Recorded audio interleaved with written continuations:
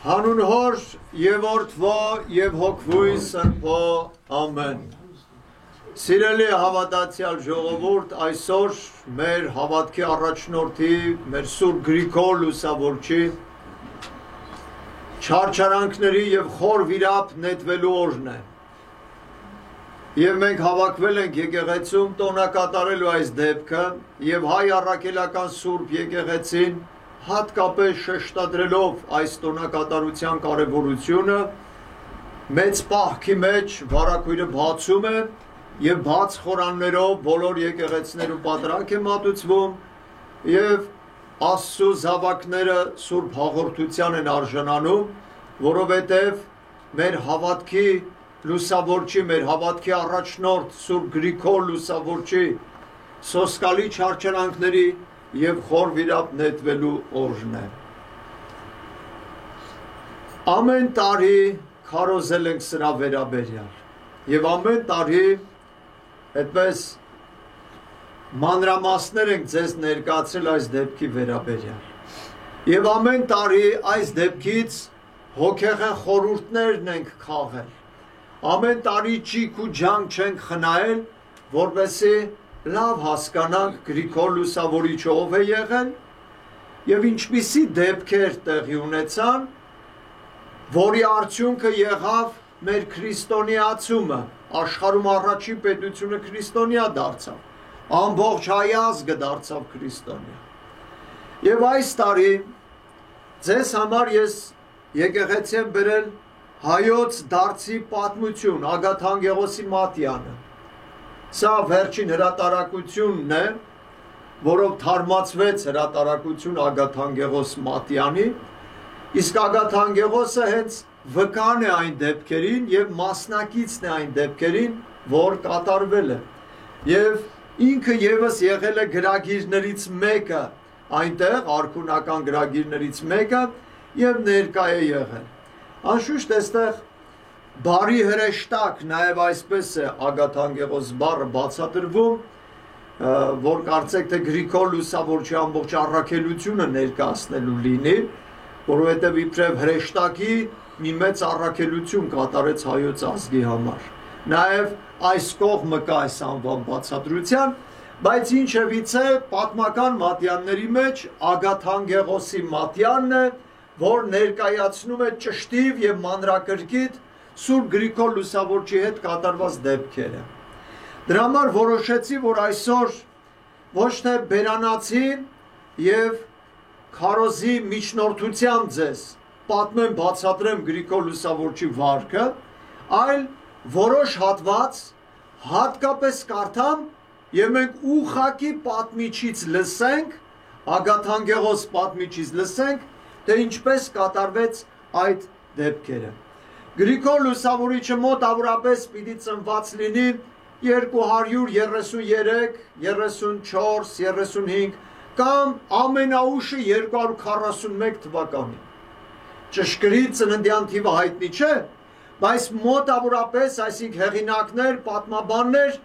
այս թվերի մեջ, այսինքն այս 8 տարվա տարբերությամբ 233-ից 241 թվականներ մինչև ուրեմն ենթադրում կամ ներկայացնում են Գրիգոր Լուսավորչի ծնունդը։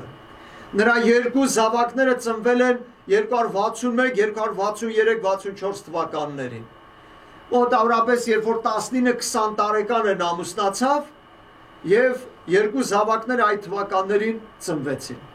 Բայց մինչ այս երկու դեպքերը կամ ավելի ճիշտ կարդանք Ագաթան Գեղոսի Մատյանից այն հատվածը, որ մեզ ստույգ կերպով ներկայացնում է։ Արդ Տրթատը գնաց Լիկյանես անունով մի կոմսի մոտ։ Դաստիարակություն եւ ուսում ստացավ, իսկ Պարթևի որդին, այսինքն Անակ Պարթևի որդին, որը հունած կողմերն էր տարվել, մեծացավ եւ ուսում ստացավ Կապադովկիայի Կեսարիա քաղաքում։ Ուրեմն Լիկյանոսի մոտ Հռոմ մայրաքաղաքում Տրթատ արքան, որպես մազապուրց մանուկ փախցվեց այն կոտորածից, եւ մի մանուկ էլ դայակների միջոցով մազապուրց փախցվեց Կեսարիա, Անակ Պարթևի որդի։ Մի ոմն Տեր կանգնելով դայակների միջոցով նրան դաստիարակեց Քրիստոսի երկյուղով եւ նա ուսանելով քրիստոնեական դպրության հանգամանքները ընտելացավ Աստվածաշնչին, ճանաչեց Տիրոջ երկյուղը, նրա անունն էր Գրիգորիոս։ Երբ այ կուզեմ այս տողը շատ ուշադիր լսեք։ Երբ դայակներից տեղեկացավ իր հոր կատարած գործերի մասին Գրիգորը, ելավ ու գնաց Տրդատին կամավոր ծառայելու։ Դրդապատճառը լսեցիք, Ագաթ Անգեղոսը ինչ է մեզ բացատրում, թե ինչու գնաց Տրդատին ծառայելու։ Երբ հավատացյալ երիտասարդ, արդեն ամուսնացած երկու զավակ ունեցած Սուրբ Գրիգոր Լուսավորիչը, երբ դայակներից տեղեկացավ իր հոր կատարածի մասին, վեր կացավ գնաց կամավորաբար ծառայելու Տրդատ թագավորին։ Թաքցրեց իր անձը, չներկայացավ ով է, եւ ոչինչ չէր հայտնում, թե ում համար, որտեւ հայրը դավաճանական գործ էր արել, եւ հոր կատարած գործին հակադիր ինքը հավատարմության գործ էր կատարում, որովհետեւ որպես քրիստոնյա հավատացյալ երիտասարդ չընդունեց հոր կատարած դավաճանական գործը, չընդունեց այդպիսի մի գործողությունը, այլ ընդհակառակը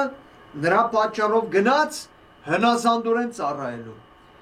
Կամ ինչպես էր հայտնվել, թաքցրեց իր անձը եւ ոչինչ չէր հայտնում, թե ում համար կամ որտեղից, կամ ինչպես էր հայտնվել, եւ իր անձը ծանոթության տալով եւ իր անձը ծառայության տալով հնազանդությամբ սպասարկում էր նրան։ Իմացաք դիտավորությունը Գրիգոր Լուսավորչի Տրդատի մոտ գնալու եւ ծառայելու։ Այդ ժամանակներում հունած իշխանը հալածում էր Աստծո եկեղեցին։ Իսկ երբ Տրդատը զգաց, թե Գրիգորը հաղորդակից է քրիստոնեական պաշտամունքին,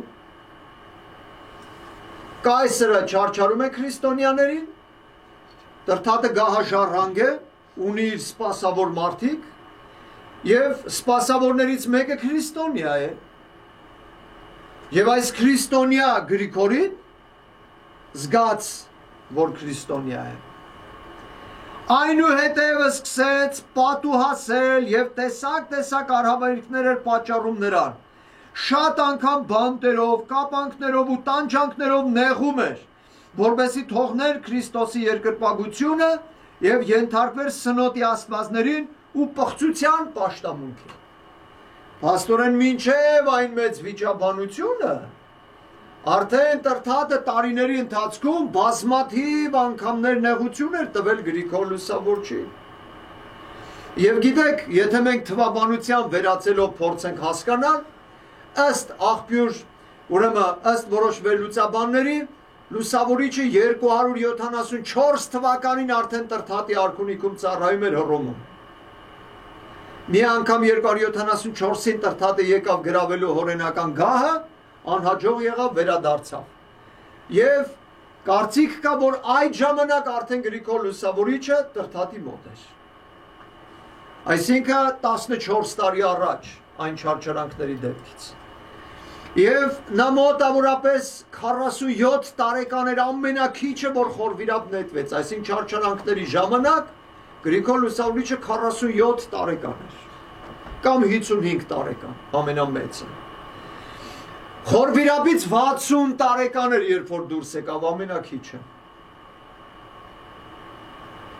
Հետաքրքիր է, չէ՞, տարիքի վերլուծությունը նաև։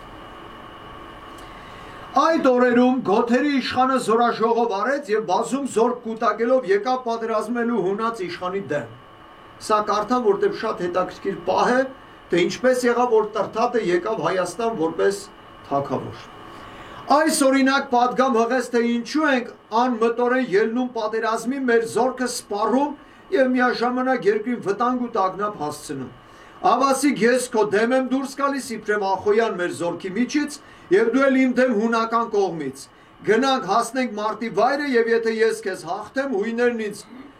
կհնազանդվեն, իսկ եթե դու ինձ հաղթես, մեր կյանքը քեզ կպատկանի ու կհնազանդվեն քեզ եւ առանց արյան ու կոտորածի երկու կողմերի համար էլ խաղաղություն կլինի։ Գոթերի թագավորը Դիոկլետիանոսին է առաջարկում Հռոմի կայսրին, որ ես ու դու մենամարտ ենք, ով որ հաղթեց, հաղթանակը նրան։ Երբ Հունաս թագավորը այս ամենը լսեց, վախեցավ, որովհետև չէր կարող հանձն առնել օրինավոր պատրաստությամբ գունդ առ գունդ ճակատել եւ ոչ էլ կարող էր սույն պատգամի պահանջին համաձայնել, քանի որ տկար ոսկորներ ուներ եւ ահա բեկվելով զարուրեց եւ չգիտեր ինչ պատասխան տալ այդ խոսքերին, չէ որ միջավայրի մեջ ամոթով էր մնալու, եթե ինքը չընդուներ այդ հրավերքը։ Այն ժամանակ թագավորը հրաման տվեց հրովարտակներ ու պատվիրակներ ուղարկել իր տերության իշխաններին ու զորքին, որպեսզի ուր լինեն շուտապույտ իրեն հասնեն։ Իշխանները, զորքն ու նախարարները շտապով նրա մոտ եկան, առավ նաև Լիկիանեսն իր ձեռքի տակ եղած բուն գունդը եւ փութած հասնել պատերազմի վայրը։ Ներկայանալու թագավորի եւ տրթատն էլ նրա հետ էր, Լիկիանոսի մոտ էր, չէ՞։ Երբ զորագնդերը գալիս էին, այնպես եղավ, որ եկան ու մտան մի նեղ տեղ Այգեստանի առուների մեջ, Շտեմարանի հրապարակում, քաղաքի դռների մոտ, որովհետև կես գիշերվա ժամն էր եւ քաղաքի դռները փակ էին։ Երբ զորքի բազմության երիվարներին անասնագեր չոր խոտ չգտնվեց, մինչև կեսգիշեր նայեցին ու տեսան, որ քաղաքի պարսպից ներս անասունների բակում խոտի դեզեր էին մթերված։ Եվ ոչ ոք չկարողացավ իր ձեռքը հասցնել պարսպին բարձրության պատճառով։ Այն ժամ տրթատը ելավ ու իջնելով խոտը դեզ նետեց զորքերի մեջ։ Խոտը դեզով բարձր պարսպից նետեց, մինչև որ բավարարվեցին։ Իսկ վերակացումներին եւ բազմաթիվ շներից շատերին էլ պարսպից այս կողմ զորքի մեջ նետեց եւ ինքն այնտեղից ելնելով իջավ, ովքեր որ դեմը կանգնեցին, ցածել հետ նետեց պարսպին կողմը տրթատը։ Տեսնելով այսպիսի մեծ ուժ, Լիկիանեսը զարմացավ։ Իսկ երբ առավոտը լուսացավ, քաղաքի դռները բացվեցին, ամբողջ զորքը ներս մտավ, Լիկիանեսն ու բոլոր մեծամեծները, սպարապետները, զորագլուխներն ու իշխանները ներկայացան թագավորին։ Ապա թագավորը պատմեց իշխաններին Գոթերի թագավորի բոլոր պատգամները, այդ ժամանակ Լիկիանեսը սկսեց խոսել արքայի հետ ու ասաց. Թող իմ տիրոջ սիրտը բոլորովին չզարուրի, քանզի այստեղ քո պալատում մի մարդ կա, որի միջոցով այս գործը գլուխ կգա, նրա անունը Տրթատ է, հայոց աշխարհի թագավորական տոհմից։ Եվ պատմեց նրա երեկոյան գործած քաջագործությունները։ Այն ժամ հրաման տվեց ու Տրթատին բերեցին թագավորի առջև եւ նա կարգով պատմեց ամեն ինչ։ Ապա մարտի պատրաստության ժամ որոշեցին առավոտյան պատերազմով իրար դեմ ելնելու։ Իսկ մյուս օր առավոտյան կայսրը հրամայեց Ծիրանի պատմուճանը Տրթատի վրա նետել, կայսրի շորը։ Եվ զարդարեցին կայսերական զարդով, գցելով նրա վրա թագավորական նշանը եւ ոչ ոք չգիտեր նրա մասին։ Չգիտեին, որ այդ շորերով կայսրը չի, Դիոկլետիանոսը չի, Տրթատն է։ Հրաման ելավ ամենքին, թե սա ինքն իսկ կայսրն է եւ առնելով զորքերի համակ բազմությունը փողի ձայնով արագ մոտեցավ մինչև որ կանգնեց թշնամիների դեմ հանդիման, երբ միմյանց դիմաց կանգնեցին կայսերակերպն ու Գոթերի թագավորը, կայսերակերպը Տրթատն է կայսրի շորերով։ Երիվարներին մտրակելով իրար հասան, այնտեղ կայսերակերպը հաղթեց թագավորին եւ բռնելով նրան բերեց կանգնեցրեց կայսեր առջև։ Հաղթանակ տարավ։ Այն ժամանակ թագավորը հուժ բարձրացրեց Տրթատին եւ մեծամեծ պարգևներ տվեց նրան, թագ դրեց գլխին եւ Ծիրանի պատմուճաներով զարդարելով պատվեց նրան, կայսերական զարդով շքեղացնելով մեծարեց եւ օգնական բազում զորք հանձնելով ուղարկեց նրան սեփական հայոց աշխարհ։ Գիտեք, մի 200-300 տարի հետո այս տեսակ դեպք էլի կրկնվեց Կոստանդնուպոլսում, Միքայել կայսրի փոխարեն Բարսեղ Մակեդոնացին այդպես ամեհի ուժով մարտնչեց, Ախոյանին հաղթեց եւ երևի Միքայելը ճիշտ չարեց, որ թագ չդրեց Բարսեղի գլխին Հայաստան ուղարկեր, որտեղ այդ ժամանակ հայերս թագավորել չունեինք, այլ մնաց հռոմեական կայսր արքունիքում եւ Բարսեղ Մակեդոնացին հեղաշրջեց արքունիքը եւ ինքը դարձավ կայսր ու Բարսեղյան այս տոհմը կայսերական 200-300 տարի այս դինաստիան թագավորեց հայ արմատով, հայ ծագումով։ Եվ սրանց աղջիկն էր, որ ռուսաց իշխանը եղավ եւ ռուսներին էլ քրիստոնեացրեցին։ Բայց տեսեք այստեղ Դիոկլետիանոս ավելի դիվանագետ ու ճիշտ վերաբերվեց, կայսեր փառքը ունեցավ արդեն տրթատը, թագ դրեց գլխին եւ ուղարկեց Հայաստան ու շատ զորք տվեց։ Հաղթական մարդուն քաջություններ գործելուց հետո մեծ հայքի տրթատ արքան վերադարձավ հունաց կողմերից, թագավորը շարժվեց եկավ հայոց կողմերը եւ հասնելով այնտեղ գտավ Պարսից մեծականակ զորք, որ երկիրը գրավել էր հպատակեցրել, շատերին կոտորեց, շատերին փախստական դարձնելով Պարսից կողմերը քշեց, իսկ հայրենի տերությունը նվաճեց ու զորացավ նրա սահմանների վրա։ Մեծ հայքի արքա տրթատի առաջին տարում շարժվեցին, եկան հասան Եկեղյաց գավառը, Երիզա գյուղը, Անահիտի Մեհյանը, որբեսի այնտեղ զոհեր մատուցեն։ Երբ Անահիտի Մեհյանը, երբ անարժան գործը կատարեցին, իջան տեղավորվեցին այն գետի ափին, որը Գայլ է կոչվում, մենք այս տեղերը ուխտի եղել ենք։ Թագավորը եկավ մտավ վրանը, ընթրիքի բազմեց, երբ գինովցան, թագավորը հրաման տվեց Գրիգորին, որ պսակներ ու ծառերի թավջուղեր նվիրաբերի Անահիտի արձանի բագինին։ Գինովցած, ոգևորված խրախճանքի մեջ, ոգևորված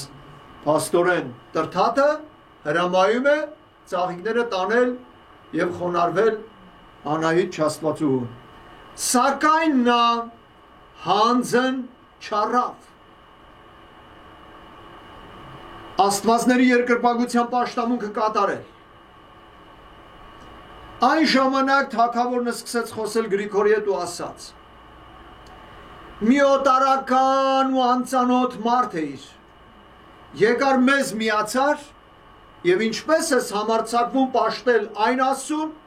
որի ես չեմ պաշտում։ Սա հռոմեական կայսրերի բնավորությունն էր, որը կայսր էր դառնում, ինքը որոշում էր աստվածների ցանկը եւ բոլորը պարտավոր էին դրան պաշտել եւ վերջ, ու սուտ, սնոտի, կուրք եւ այլը իրենք պաշտում էին, ուրեմն դուք պարտավոր եք պաշտել վերջ, այսպես էր իրենց մտածողությունը։ Եվ հիմա Գրիգորը հրաժարվում է ծաղիկ դնելու Անահիտ Չաստվածուհու արձանի առաջ։ Եվ հրամայեց այդ օրը նրան հսկողության տակ առնել, որ այդ խրախճանքը ուրիշ բանի չփոխվի։ Մյուս օրը առավոտյան թագավորը հրաման տվեց եւ Գրիգորին բերեցին իր առջև։ Թագավորն սկսեց խոսել Գրիգորի հետ ու ասաց. այսքան տարի ես քեզ ճանաչել եմ եւ դու քո ամբողջ էությամբ հավատարմորեն ծառայել ես ինձ։ Տեսակ որ խավեց օրինական դավաճանության մեղքը։ Այսքան տարի ասում է դու հավատարմորեն ծառայել ես ինձ։ Եվ ես գոհ էի քո աշխատանքից, գոհ էր ղեկավար իր ենթակայի աշխատանքից, բայց չգիտեր այդ ենթական ինչի է եկել ընդեղ, որտեղից տենց հրեշտական ենթակա, որ հայտնվել էր, իրեն էլ այդպես հնազանդ ու սրտով ծառայում էր, եւ մտադիր էի ապրեցնել քեզ կամ վարձատրել քեզ, ինչու չես կատարում իմ կամքը։ Պատասխան տվեց Գրիգորը եւ ասաց. Աստված հրամայել է, որ ծառաները հնազանդ լինեն մարմնավոր տերերին, ինչպես որ վայել է, եւ ինչպես որ դու ինքդ վկայեցիր, որ ծառայել եմ քեզ իմ ամբողջ էությամբ։ Իսկ Աստուծո պատիվն ու պաշտամունքը չի կարելի որևէ մեկին տալ, քանզի միայն նա է արարիչը երկնքի ու հրեշտակների, որոնք նրա մեծության փառավորիչներն են եւ երկրի ու մարդկանց, որոնք նրա ձեռքով են ստեղծված եւ որոնց պարտքն է պաշտել նրան եւ կամքը կատարել, ինչպես նաեւ այն ամենին, որոնք ապրում են դրանց վրա, թե ծովում, թե ցամաքում։ Ասաց արքան. իմացած եղիր, իջիկ դարձրիր այն վաստակը, որ ինձ մոտ ես վաստակել։ Վերջ քո վաստակը իջիկ դարձավ։ Երկար տարիների հավատարիմ ծառայության, որը բերել են համոզվածության, որ նախարար պիտի դարձներ։ Գիտեք էլ երբ պիտի դարձներ նախարար, եթե ոչ արդեն մտավ ու գրավեց իր երկիրը։ Հենց այդ ժամանակ են բաժանվում նախարարական աթոռները եւ մնացած ամեն ինչը։ Հիմա ճիշտ այդ պահին վեճը գնաց եւ իջիկ դարձավ, վերջ, Գրիգորը այլևս ոչ մի ակնկալիք չպիտի ունենա։ Որ ինձ մոտ ես վաստակել եւ որի ես վկա եմ, արդ այն կյանքի փոխարեն, որ դու պետք է վայելեիր, բազմաթիվ նեղություններ եմ տալու քեզ, պատվի փոխարեն անարգանք, փոխանակ բարձ տալու, բարձ տալը նշանակում է նախարար դարձնել, եւ առաջ տանելու բանտ ու կապանք եւ մահ կտամ, որը մարդկային կյանքի հույսը կկտրի, եթե հանձն չառնես աստվածների պաշտամունք մատուցել, մանավանդ այս մեծ անահիտ տիկնոջը, որը մեր ազգի փառքն է ու կենսատուն, որին բոլոր թագավորներն են պաշտում, մանավանդ հունած թագավորը, նա է բոլոր զգաստությունների մայրը, բայրար, ամբողջ մարդկային բնության ու դուստրը մեծ քաչ արամազդի։ Հունած թագավորը պաշտում է, իր համար օրինակ է։ Ինքն էլ ընդեղ է սնվել, մեծացել, չէ՞ տրթադը հատկապես։ Գրիգորը ասաց. ես քեզ հավատարմությամբ ծառայեցի եւ երբեք իմ վաստակը իդերև չեմ հանի։ Քանզի գրված է Աստծու կողմից, թող ծառային մարմնավոր տերերի։ Քանզի նա է բարիքներ հատուցողը, հատուցող տերը։ Այստեղ ուշադիր խնդրում եմ, Գրիգորը տրթատին ասում է. ես ոչինչ չէի ակնկալում քեզնից, որ ինձ հատուցես, այլ արարչից։ Տրթատը տեղյակ չի, ինչ տրթապատճառով էր եկել իրեն այդպես հավատարիմ ծառայում էր։ Եթե որ տրթատից չէր Գրիգոր Լուսավորչի սպասում այլ Աստծուց, որի հետ ուխտ ուներ, որի առաջ այդ մեղքը խարանը քավելու, Աստծու առաջ հավատարմորեն ծառայությամբ Աստծու կամքը կատարելու, այսի մի հրամանառու առաքինություն, սա շատ որակյալ առաքինություն է, երբ որ անձը Աստծուց է հրամաստանում և Աստծով է կատարում իր առաքինությունը, ոչ թե երկրավոր, ճղճին, դրդապատճառներ, ոչ, անձամբ Աստծուց և այդպիսի մի ծառա էր տրթատի արքունիքում հայտնված Սուրբ Գրիգորը,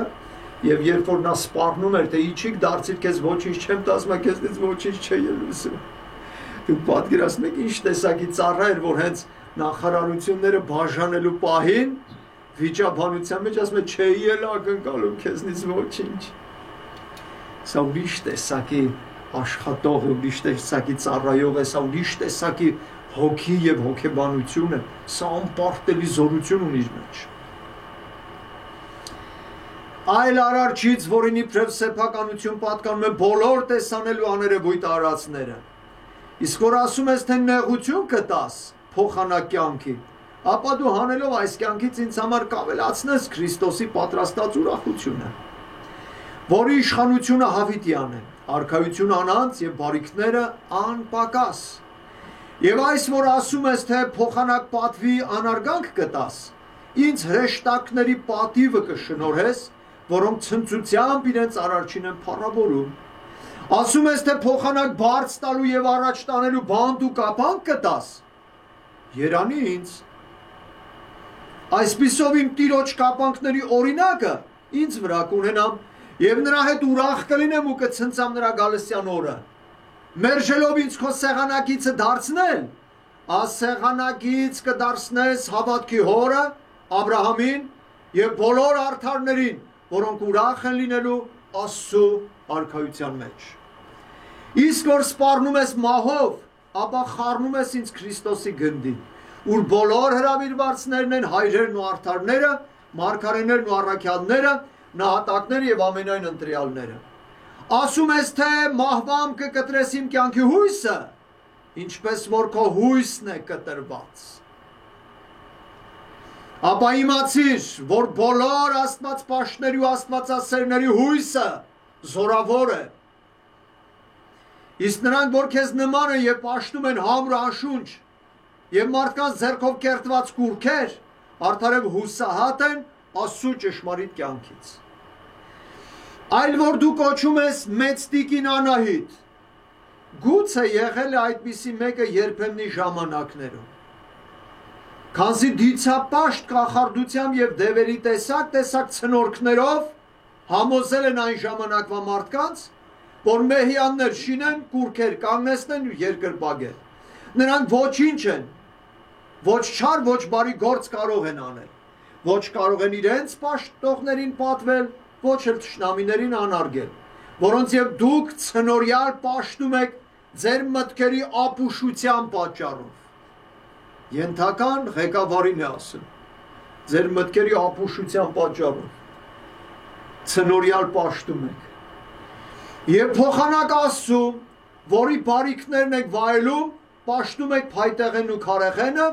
ոսկեղեն ու արծաթեղենը, որ Աստված է կարգել մարդկանց ծառայության, պետքերի ու փառավորության համար։ Իսկ ինձ ցանկալի ամենայն հնազանդությամբ և հավատարմությամբ ու երկյուղով պաշտել Արարիչ Աստծուն, հաստիչ Որդուն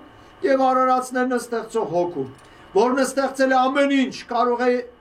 եղծանել և դարձյալ նորոգել իր ողորմությամբ։ Եվ մենք չենք հուսահատվում, քանզի պաշտում ենք կենդանի Աստծուն, որը կարող է մեզ կենդանություն տալ, երբ որ կամենա, թեպետև մեռնենք կենդանի ենք,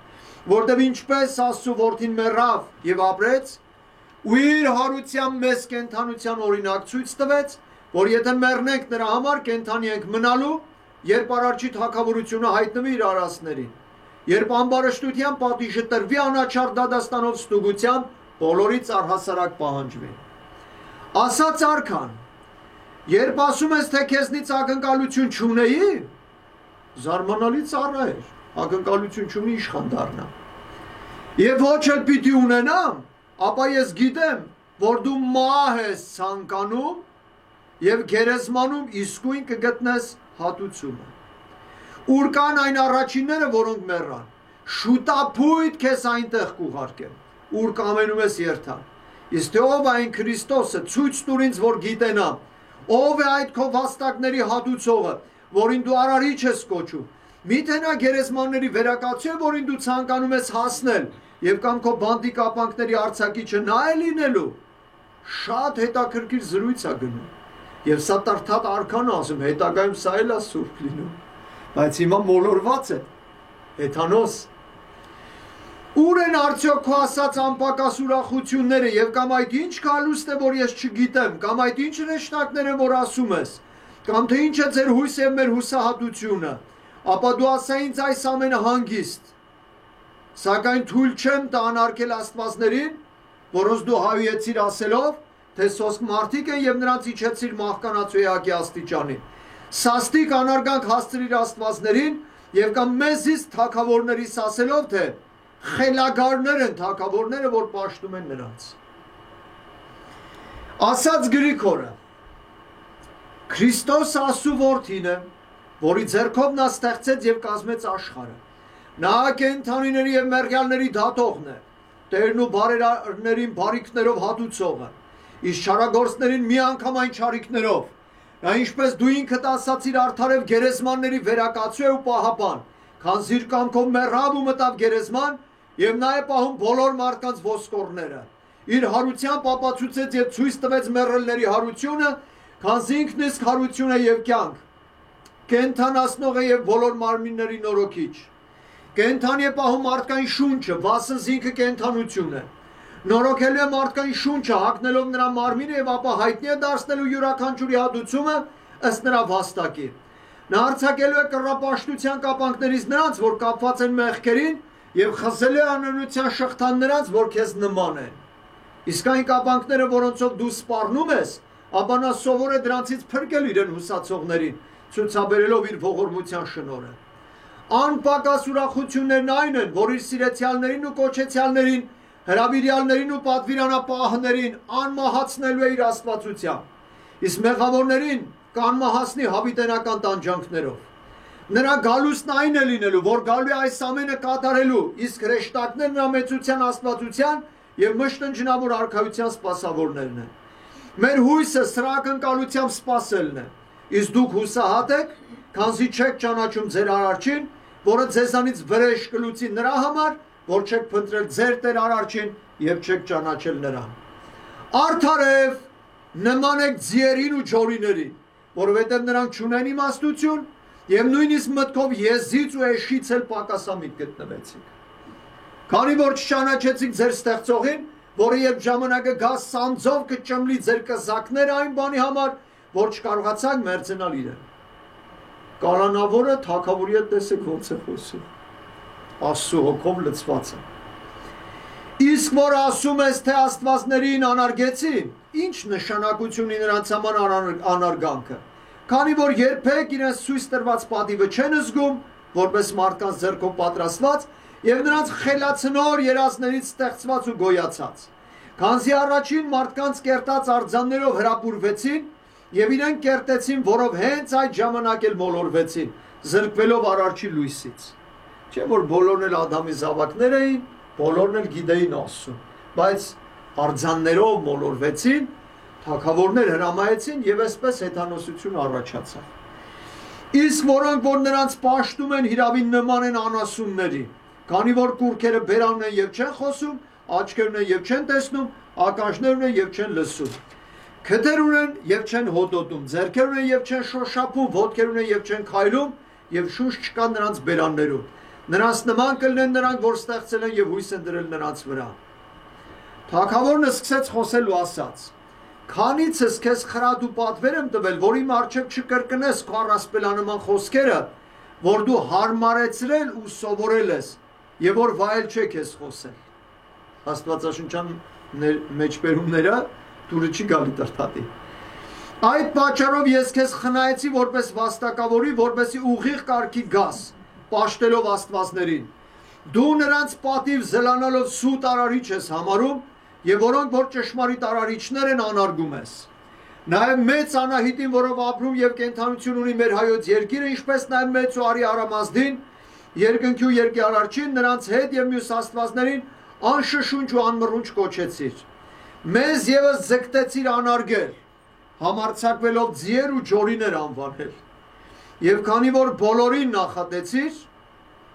բոլորին նախատել էր Գրիգոր Լուսավորիչը, սկսած իրենց չաստվածներից, վերջացրած իրենց բռնակալներից, հենց անձամբ տրտատի, ձիեր ու ջորիներ ասելով պաստորեն նաև։ Նույնիսկ համարձակվելով մեզ ևս անասուն անվանել, արդ ես քեզ տանջանքներ կտամ և սանձ կդնեմ քո կզակին, որ իմանաս, թե սի խոսքերը, որ իմ առջև հաճախ կրկնեցիր, անմիջապես իրենց արդյունքը տվեցին։ Եվ այս քեզ համար մեծ պատիվ է, ասում է թագավորը, որ խոսեցի քեզ հետ և մեծարեցի քեզ։ Իսկ դու ինձ պատասխան տվեցիր իբրև ընկերոջ։ Փոշման ես տրտատը, որ խոսել է։ Նրա ձեռքերը ետևը կապել տվեց, իսկ բերանին բերանակապ դնել տվեց, ձեռքերը հետևն է կապել, բերանի սանձ է գցել, որտև իրենց ասելա ձիեր ու ջորիներ, դրա համար սանձ է գցել բերանը։ Նրա մեջքի վրա աղի մեծ կտոր կախել տվեց, մեջքից աղի մեծ կտոր, կրծքին գելարան կապեցին, սուր ինչ-որ բաներով, ծակող բանով գելարան կրծքին կապեցին։ Եվ գելարանի կապերից պարաններ գցելով, կապեցին ու մեքենաներով ապարանքի տանիքի բարձր տեղից կախեցին։ Պատկերացրիք առաջի տանջանքը, սա առաջի տանջանքն էր։ Այսպես պրկված կապված մնաց 7 օր։ 7 օրից հետո թագավորը հրաման տվեց և արձակեցին չարաչար ու դառն կապանքներից և բերեցին կանգնեցրին նրա առաջ։ Սկսեց հարցնել նրան. ինչպես կարողացար դիմանալ, տոկալ մնալ և մինչև այսօր հասնել։ Արդյոք զգացիր չափը, թե արդարև էշի և ջորու նման շալակած բեռները պահեցիր և անշարժ մնացիր բեռան հետ մեկտեղ, քանի որ համարձակվեցիր աստվածներին անարգել ասելով, թե անշարժ են, դրա համար էլ հատուցեցին քեզ այսպիսի պատուհաս։ Ինքը տանջել է, նրան ասում է քեզ սենց պատուհաս հատուցեցին։ Իսկ արդ եթե հանձնչարն ես աստվածների պաշտամունք մատուցել և դարձյալ նման անարգանքներ կրկնես, առավել ևս չար փորձանքներ կանցնեն քո գլխով։ Ասաց Գրիգորը, հեթանոս աստվածների մասին, որ ասում ես, թե աստվածներ են, դրանք իրականում ստեղծված են, որովհետև մարդկանց կողմից են պատրաստված և ճարտար ձեռքերով սարքված արձաններ են։ մի քանիսը փայտեն, ուրիշները քարե, պղնձե, արծաթե կամ ոսկե։ Նրանք երբեք չեն խոսում, չեն տրամաբանում եւ չեն մտածում, ոչ քո եւ ոչ էլ իմ մասին։ Դու ինքդ իս վկայում ես ինձ, թե իմ կրած տանջանքները երբեք էլ նրանց կողմից չեն թելադրված քեզ, որ կատարես։ Եվ կամ արդյոք երբևիցե իմացել են անխոս քարերը մարդկային ցավերի մասին։ Բայց երբ ինձ վրա աղ ես կապել, որպեսզի կապանքներով չարչարվեմ, իմացիր, որ իմ հույսը իմ Տերն է, որի սեփականությունն է երկինքն ու երկիրը, նաև նրա գործակից որդին եւ վերջապես բարեխոս հոգին, որոնք կհամեմեն իմ անմահությունը ճշմարտության աղիստուգությամբ, որը չի անցնում։ Եվ Տերը կտա ինձ խոնարհ թեթև պարգևների ամենահաճելի լուծը, որը հավիտյանս հավիտենից չի անցնում։ Նա բարձրացնում է խոնարհներին իր մարդասիրությամբ, մինչև անսպար ու անվախճան հատուցումը, անվերջ ու անժամանակ եւ 7-րդ դարաշրջանը մտնելու անորոշ նախասահմանված օրը, երբ իր բոլոր հոգնածներին կհանգստացնի եւ պարգևներ կտա իր մեծությամբ։ Իսկ ովքեր քարեղեն կուրքեր են պաշտում, նրանց մասին մարգարեն ասում է. քարերի նման կիշն է խորում ջրերի մեջ, եւ ովքեր փայտակերտ քանդակներ են պաշտում, այսպես է ասում նրանց մասին, թե հուր վառվեց ագարակի բոլոր ծառերի վրա, որը կայրի մեղավորներին եւ չի համչի։ Իսկ ովքեր արծաթեղեն ու ոսկեղեն են պաշտում, այսպես է ասում, նրանց արծաթն ու ոսկին չեն կարողանա փրկել նրանց տիրոջ բարգության օրը։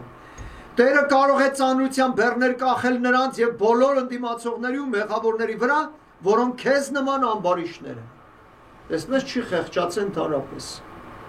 Դրդատը հույսում էր, որ տես տանջանքից հետո խեղճացած կլինի։ Սրանից հետո հրամայեց մեկ ոտքից գլխի վայր կախել նրան եւ կախված վիճակում տակից աղբ ծխել եւ դալար ճիպոտներով սաստիկ գանակոծել։ 10 մարդ տանջեցին նրան ըստ թագավորի հրամանի եւ այնպես 7 օր կախված մնաց։ Մի ոտքի վրա գլխի վայր կախեցին, սաստիկ ձախեցին ու տենց 7 օր թողեցին մնաց։ Արդ մինչ նա կախված էր կախաղանի վրա, այսպես սկսեց խոսել. Գոհանամ քեզանից Տեր, որ ինձ անարժանից արժանի դարձրիր քո պարգևին, քանզի սկզբից իսկ սիրեցիր քո ձեռքի ստեղծածներին եւ շնորհեցիր վայելչության դրախտի հանգստյան անտանջանք զվարճությունը։ Անմա, անհոգ, հավերժական կյանքի ուրախ վիճակը պատրաստեցիր, եթե հաստատ մնայինք ծառից չճաշակելու պատվիրանին, ասացիր, թե չուտեք այդ ծառից, որից պատվիրեցի չուտեն։ Քանզի կենաց ծառ կոչվածը չէր կարող կենդանություն տալ առանց քո բարերար կամքի հրամանի, որը քո կամքն է, խոսք եւ բարարությունը եւ միասնի որդիդ քո աստվածության ծնունդը։ Եվ Սուրբ Հոգին քեզանից բխելով լցնում է ամբողջ տիեզերքը եւ քեզ հետ է քո միածնի հետ քո էության մեջ։ Եվ եթե քո պատվիրանի վրա հաստատ մնայինք Տեր եւ պահեինք այն պատվիրանները, որ դրել է իր մեր առաքինի լինելը փորձելու համար, քեզ շնորհեիր անցավ, անչարչար, անբիծ, անհոտ,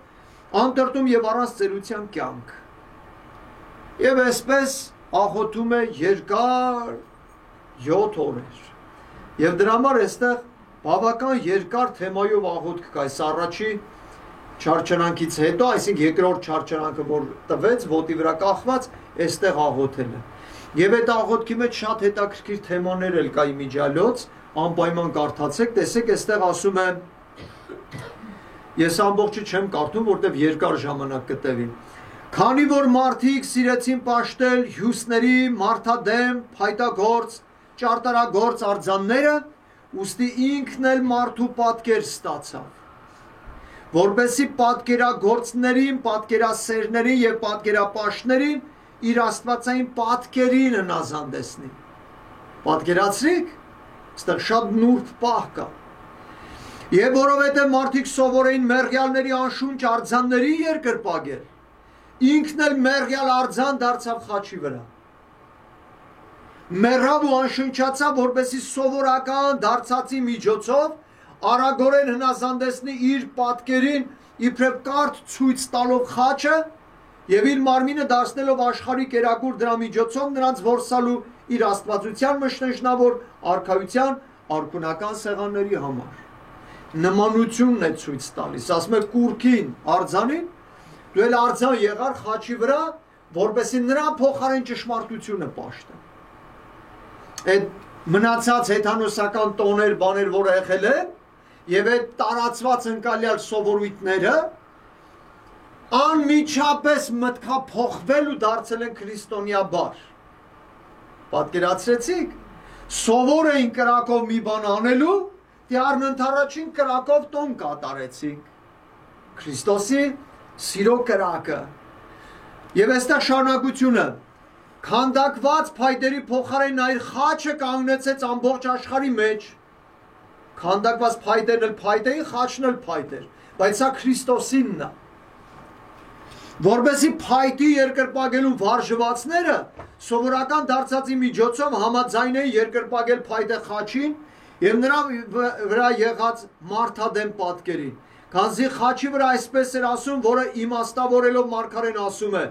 Ես եղա խուլի նման, որը չի լսում, համրի նման, որ իր բերանը չի բացում։ Քանզի դու Տեր, երբ դեռ չես հասել քո որդու Հիսուսի այս ամեն տառապանքները կրելու ժամը, նախապես ասել էին մարգարեների միջոցով, թե քեզ կդարձնեմ համր եւ կկապեմ քո լեզուն քո քիմքին եւ կդառնաս մի մարդու նման, որի բերանում հանդիմանության խոսք չկա։ Եվ այսպես շարունակելով աղոթքը, բավական հետաքրքիր կարևոր թեմաները այստեղ ուրեմն անդրադառնում։ Լուսնին է անդրադառնում, որ լուսնի փոփոխելը նմանեցնում է մեռնելու եւ հարություն առնելու հետ, որ լուսինը փոքրանում կորում է, հետո մեծանում նորից փոքրանում է, հետո կորում, հետո նորից հայտնվում է։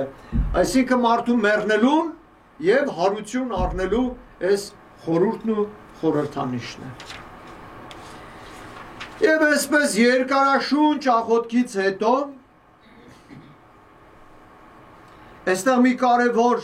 եւս պահ կուզեմ ընթերցել։ Այս ամենը խոսեց այնպես կախված դրությամբ եւ ուշադրություն գրեցին նշանագրերի ատենակալ դպիրները։ Որտեղից էս պատմությունը պատմեց այսքան պահվեց մանրակրկիտ, որտեղ ատենակալ դպիրները կանգնած գրում էին, այն ժամանակ ձայնագրող գործիքներ չկար դնեին, չէ որ հետո պետք էր գալու տվյալ պատժվող հանցագործ այսպես կոչված, ինչ խոսեց, ինչ ասեց։ Այդ ամբողջ տեղեկությունը այն ժամանակ էլ իրեն շատ հետաքրքիր եղել։ Դրա համար նման գործընթացների մեջ անպայման արագ գրող գրագիրներ են եղել, արագ գրել են, թե մարդը ինչ խոսեց։ Այս ամենը խոսեց այնպես կախված դրությամբ եւ գրեցին նշանագրի ատենակալ դպիրները։ Քանզի առ ոչինչ էր համարում կախաղանը եւ բրացես լինելու տանջանքը,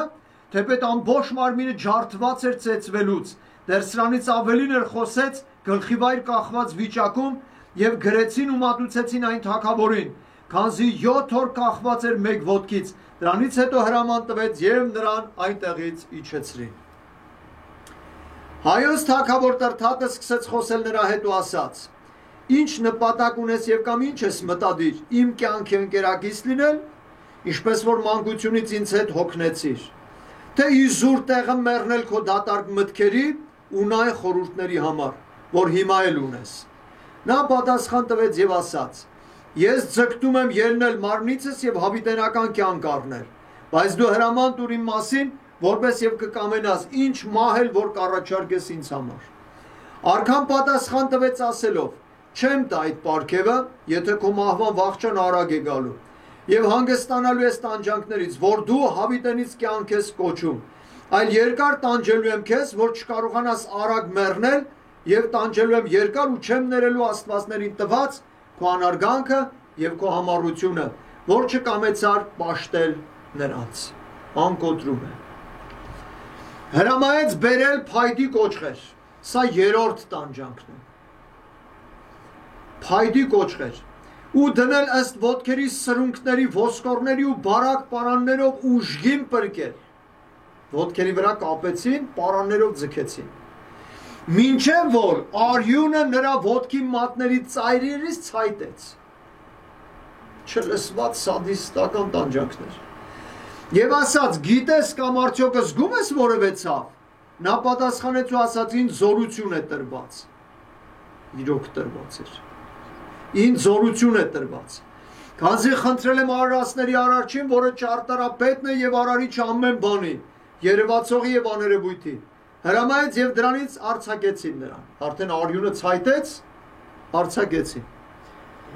Հրաման տվեց բերել երկաթե բևեռներ, սա 4-րդ տանջանքն է, մխեր, երկաթյա բևեռներ, գամել ոտքի ներփաններին, ոտքի թաթերին են գամել, և այս ու այն կողմ բռնելով նրա ձեռքից քայլեցնել այս ու այն կողմ, ոտերին մեխեր խփել են, քայլեցել են, որ շարժվի տանջանքներ տան։ Արյունը հոսում էր, իջնում նրա ոտքերից և հուժառատորեն ոռոգում գետինը։ Դարձյալ ասաց նրան. այդ են քո Աստծո աներևույթ գործերը, որ դու տեսնում ես։ Արտաքնապես ինչ տառապանքների մեջ է։ Բայց ասաց նա, ճիշտ ասացիր, թե այս են իմ Աստծո աներևույթ գործերը, որտեղ տկարությամբ է սերմանվում և զորությամբ ելնում,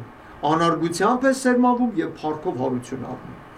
Քանզի լալով են գնում նրանք, որ իրենց ցանելու սերմն են տանում։ Գրիգորը տանում էր աստվածային երկնային արքայության սերմը ու լալով։ Այսինքն դրանք վշտեր են և չարչարանքներ, սերմերը վշտեր են և չարչարանքներ, որ տանում էր ցանելու, որ հասնում են մեզ աստվածապաշտության պատճառով։ Սակայն երբ ցորենի խուրձը հնձի ժամանակ սերմանողներին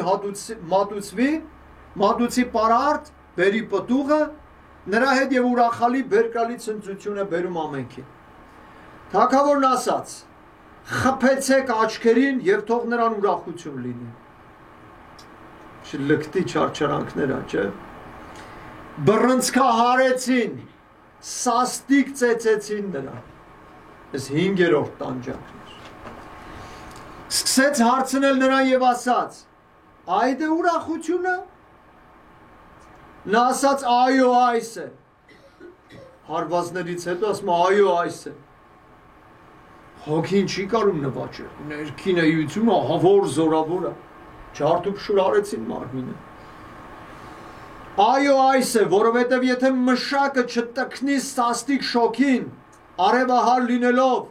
ձմեռային հանգստյան օկտավ հետ ուրախության պտղաբեր արդյունքը չի հասկանա։ Արքան պատասխանեց ու ասաց. դու հենց այստեղ չարչարվիր քո տանջանքների ծառայության, որի մեջ գտնվում ես։ Հրամայեց բերել աղ, բորակ ու թունդ քացախ և նրան գցել երեսնի վեր, մեջքի վրա պառկացրեցին։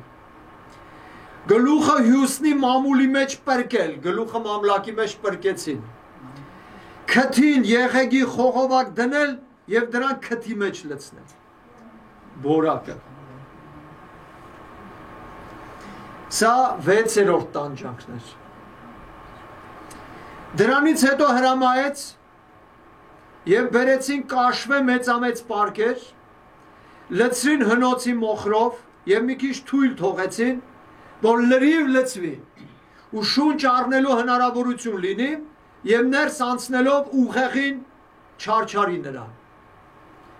Այս նրա գլխին հագցրին պարկի բերանը, վզին կապեցին և 6 օր նրանով մնաց։ Սա 7-րդ չարչարանքն էր։ Պարկը վզին կապեցին, մեջը թոնրի փոշի։ Դիվական ստեղծագործ միտք ազգում եք, մտածում են էլ ինչ սադիստ բան անեն, որ մարդուն ընկճեն նվաճեն։ Սրանից հետո թագավորը հրաման տվեց ու բերին իր առջև և պարկը գլխից հանեցին։ Թագավորը սկսեց խոսելու ասաց. որտեղից ես գալիս, թերևս այն արքայությունից, որի մասին ասում էիր։ Ասում ես ձեռը առնում, այո, չարչարում ու դիվաբար ծաղրում է։ Գրիգորը պատասխան տվեց ու ասաց. այո, հենց արքայությունից, որի մասին ասում էի, այնտեղից եմ գալիս։ Քանզի Աստված ինձ արժանի արեց այս ամենը իմ անձի վրա կրելու իր անվան համար։ Արդարևի ինձ համար կա այն արքայությունը, որն անանցանելի է, ուր մոխրի փոխարեն անթառամ ծաղիկներ կան և քացախի փոխարեն անսպար ուրախություններ։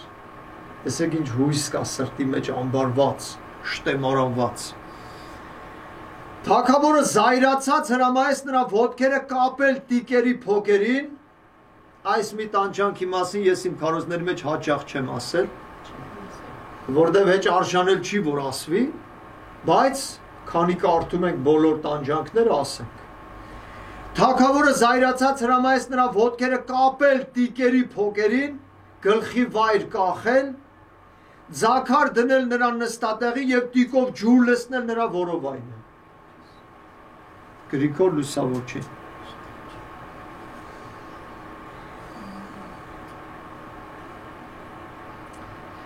Ապա հրաման տվեց և իջեցրին այնտեղից և սկսեց հարցնել նրան ասելով. կկատարես իմ կամքը,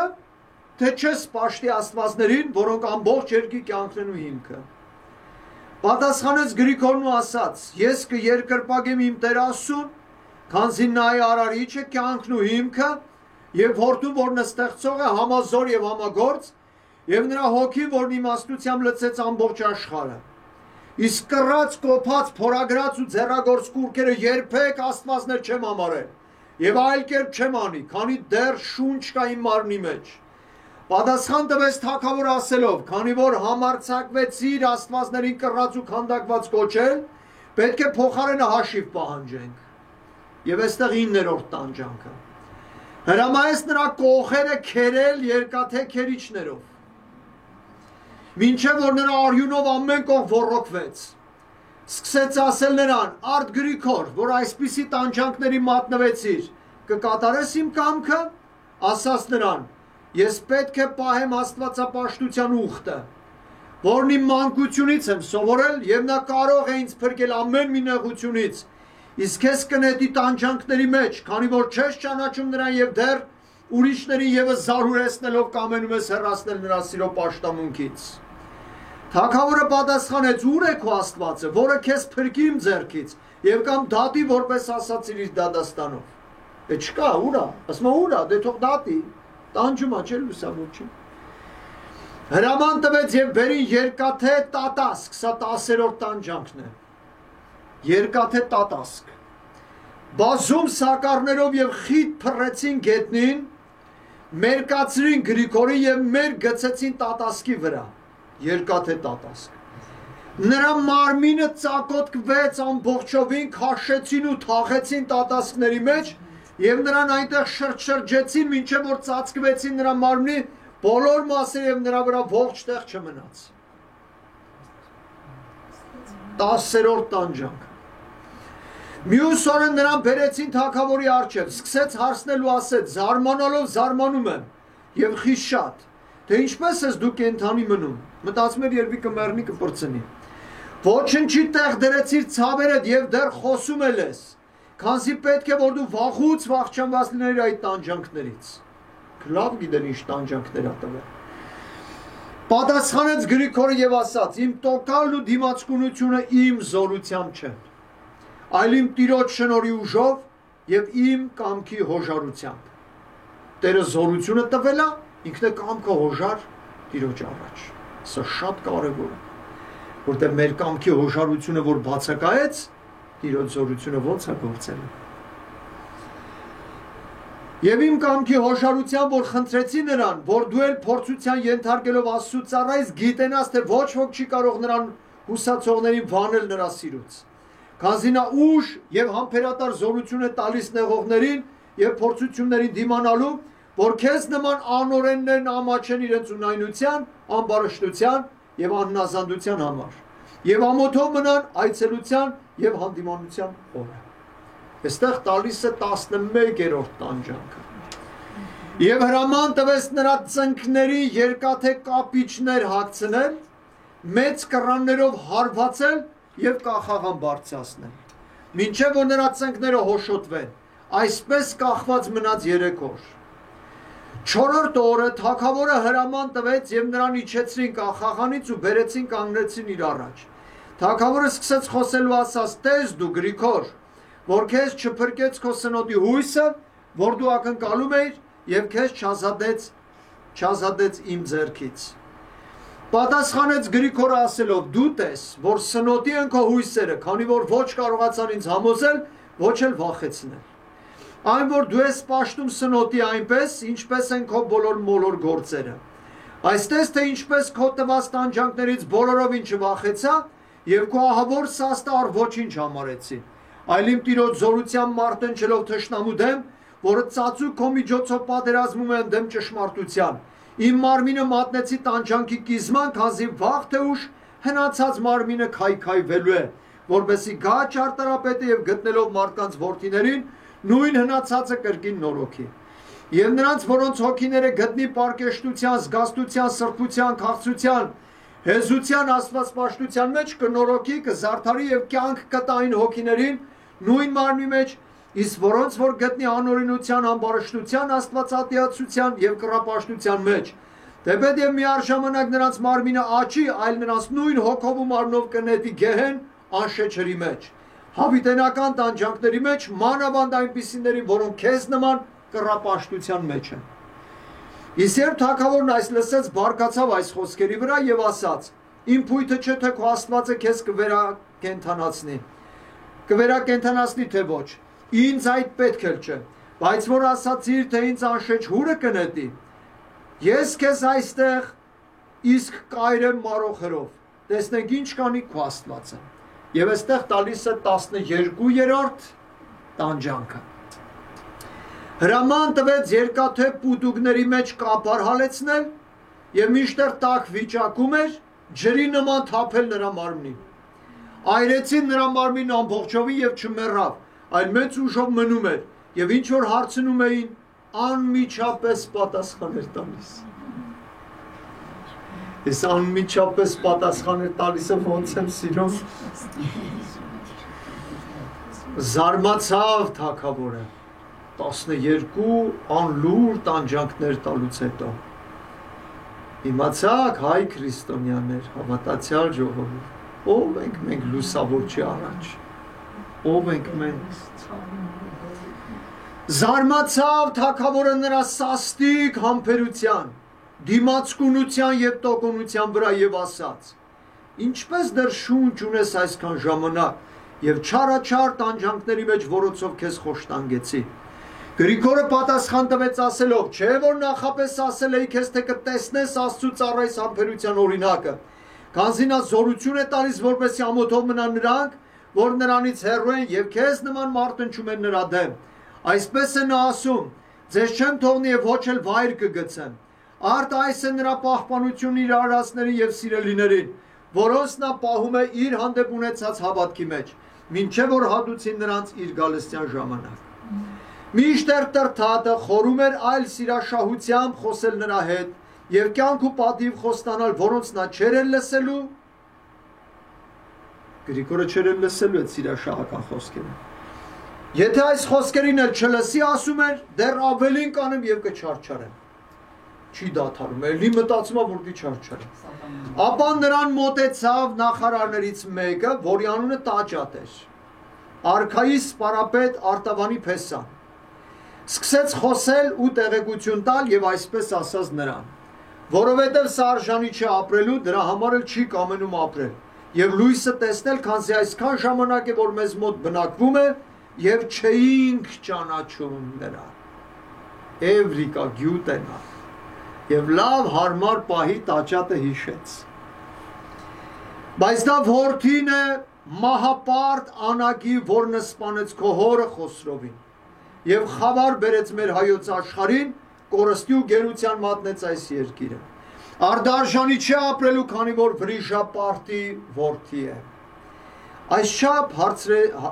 հարցերից եւ տանջանքներից, գանահարություններից ու բանտերից, գելարաններից ու կախաղաններից, դառն նեղություններից ու ամեն խոշտանգումներից հետո, որոնք նա մեծ համբերությամբ հանձն առավ Տեր մեր Հիսուս Քրիստոսի անվան համար, երբ թագավորը այս էլ իմացավ, թե իսկապես դա որդին է Անակ Պարթևի, որն սպանել էր նրա հորը Խոսրովին, հրաման տվեց կապել ոտքերը, ձեռքերն ու պարանոցը եւ տարան նրան այրարատ գավառը, մինչեւ էս Երզնկայում էր, եկեղյաց գավառ, ամեն արևմտյան գավառը մեծ հայքին։ Հիմա այնտեղից բերեցին այրարատ էստեղ։ Եվ տարան նրան այրարատ գավառը, հանձնեցին Արտաշատ քաղաքի բերդի դղյակը եւ իջեցրին ներքին վիրապը, որի խորությունից դուրս գալ անհնարին էր, որպես իսկույն մեռներ։ Այդ վիրապումն ամենաս 13 տարի։ Իսկ թագավորը շարժվեց գնաց Ձմեռնանոց, Այրարատ գավառը, Վախարշապատ քաղաքը, հայոց աշխարհի արևելքում։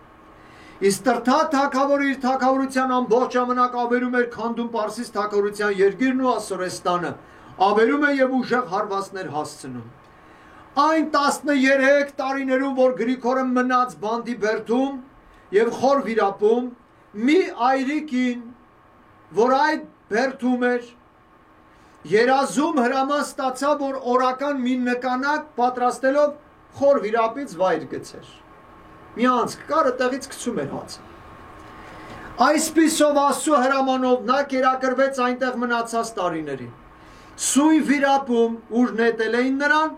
կենթանի մնաց շնորհիվ իր տիրոջ, իսկ այլ մարդիկ, որոնք մի անգամ այնտեղ իջեցված էին, բոլորը մեռել էին։ Բոլորը առանց բացառության։ Խոր վիրապի փոսից կենթանի մարդ դուրս չէր եկել։ Բոլորը մեռել էին։ Դժնդակ, հեղձուցիչ, անտանելի տխմի, թանձր տիղմի, օծախառն եւ խորունկ լինելու պատճառով, օծախառն եւ շատ խորունկ լինելու պատճառով։ Հենց շարագործների համար էր շինված այստեղը եւ ամբողջ Հայաստանի մահապարտների սպանության համար հատկացված։ Տեսակ ում հետևորդներն ենք։ Տեսակ հայոց ազգի դարձն ու ապաշխարությունը ինչ տանջանքների ու տառապանքների արդյունք պտուղ եղավ։ Տեսակ, որ լուսավորիչն ասում է սերմնացանը տանում է ցանելու, հենց այդ պտուղներն է։ Սուրբ հավատքի համար է չարչարվելու այդ պտուղներն է տանում ցանելու եւ դրանից ծնարցակում եւ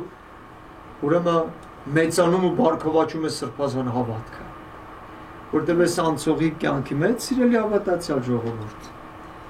ոչինչ չկա մեզ Քրիստոսի սիրուց բաժանում, որտեղ Քրիստոսի սերը երբ որ պարում է մարդու հոգին, երբ որ մարդը իր հոգեկան ներքնաշխարհում հայտնագործում է աստվածային լույսն ու սերը, այլևս նա հավիտենական կյանքի քաղաքացի է,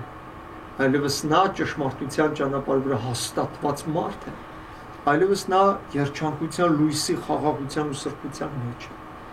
Դրա համար ամեն բան վաճառեց, գնաց այդ մարգարիտը գնեց, առակով ասում է Տեր Հիսուս։ Ամեն բան թողնող դու երկրորդական բան են դառնում ամեն բան։ Գլխավորը ասում սրբության, քաղցրության, բարության, զորության եւ հավատքի ուխտն ու դաշինքն է։ Զորացեք տկարությունից